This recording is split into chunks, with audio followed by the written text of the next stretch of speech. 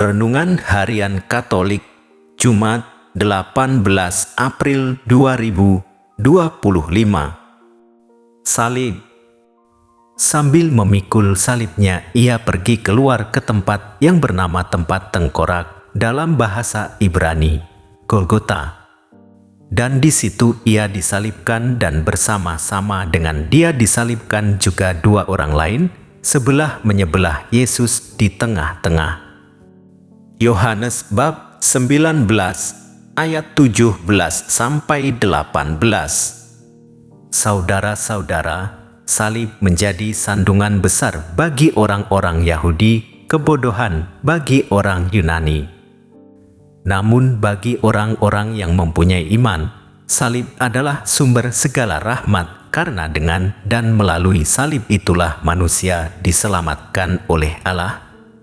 Yesus membuktikan penyelamatan manusia dari dosa melalui salib di saat-saat ia mengalami kesakitan, penghinaan, dan dalam sakratul maut. Dalam Injil hari ini menceritakan kepada kita arti dari salib bagi kita orang Kristiani. Yesus memberikan dirinya dan rela menderita bagi kita, bahkan ia memberikan nyawanya untuk menebus dosa manusia. Hal ini merupakan teladan bagi kita untuk melakukan hal yang sama kepada sesama kita, yakni rasa berkorban untuk membantu mereka. Keselamatan itu dijanjikannya kepada penyamun yang berseru kepadanya, "Yesus, ingatlah aku apabila engkau datang sebagai Raja." Yesus menjawab, "Hari ini juga engkau akan bersama-sama dengan aku di dalam Firdaus." Demikian juga keselamatan itu diberikan kepada mereka yang justru membawa dia masuk dalam kesengsaraan dan penyaliban dengan memohon kepada Allah, "Ampunilah mereka, sebab mereka tidak tahu apa yang mereka lakukan." Dari salib Yesus itulah keselamatan Allah kita terima dan alami. Pada salib, kebusukan dosa kita disapa oleh kejernihan cinta Yesus. Di sanalah kita melihat bahwa kejahatan tengah tertipu oleh kebaikan. Kejahatan mengira telah menang, tetapi sebenarnya tengah menerima suntikan maut yang menguras habis seluruh dayanya. Kita ingin segera mengayunkan pedang balas dendam karena kita belum berani percaya akan kekuatan kehidupan yang terkandung dalam kebaikan cinta. Di balik suara lirih dari salib itu, kita mendengar suara lantang kemenangan kebaikan, "Selesailah sudah."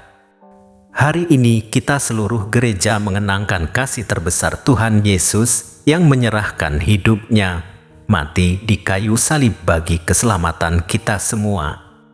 Kita dapat belajar sikap Yesus menghadapi penderitaan dan salib.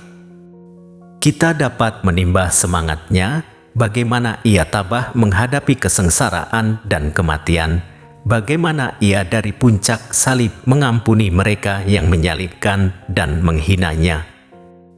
Yesus memintakan ampun pada Bapaknya. Itulah pengampunan yang luar biasa. Itulah cinta yang sungguh besar.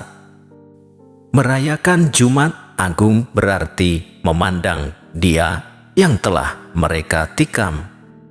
Memandang berarti berkontemplasi pada Dia, meresapkan Dia dalam diri kita dan menjadikan semangatnya menjadi semangat hidup kita.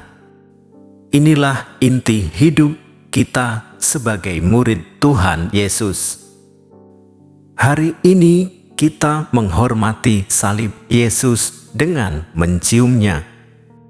Penghormatan pada salib ini kita lakukan sebagai ungkapan terima kasih dan cinta kita kepada Allah yang menganugerahkan keselamatan kepada kita. Salib merupakan bukti kasih dan cinta Yesus pada umat manusia. Sebuah teladan pemberian diri yang seutuhnya Ia memberikan dirinya demi dan bagi orang lain. Ia tidak mencari keuntungan diri. Orang mungkin akan mau berkorban, namun demi sebuah keuntungan diri.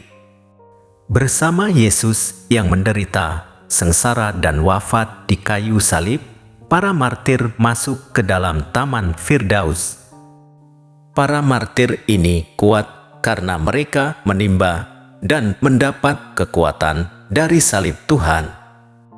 Bagi orang beriman, salib lambang penghinaan berubah menjadi lambang kemenangan, kekuatan, dan keselamatan.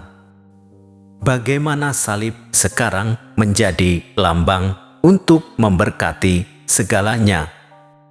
Ya Tuhan Yesus, semoga kami selalu setia membawa salib-Mu yang merupakan kekuatan kami.